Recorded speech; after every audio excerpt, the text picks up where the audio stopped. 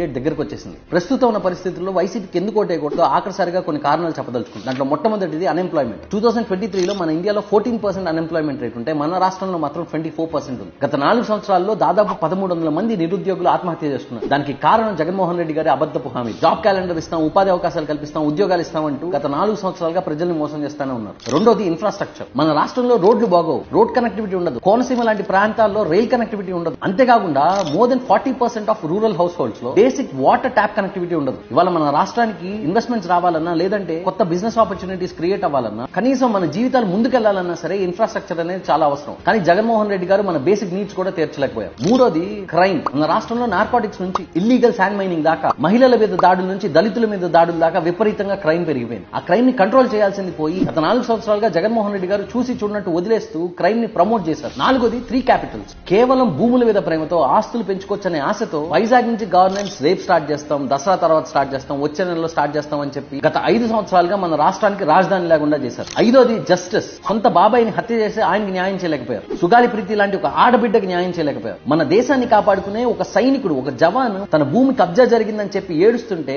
అతనికి న్యాయం చేయలేకపోయారు. ఒక పక్కన ఇంత అన్యాయం జరుగుతుంటే ఇంకో పక్కన కర్నూలుని జ్యుడిషియల్ క్యాపిటల్ చేస్తామని చెప్పి మన న్యాయ వ్యవస్థని మాక్ చేశారు.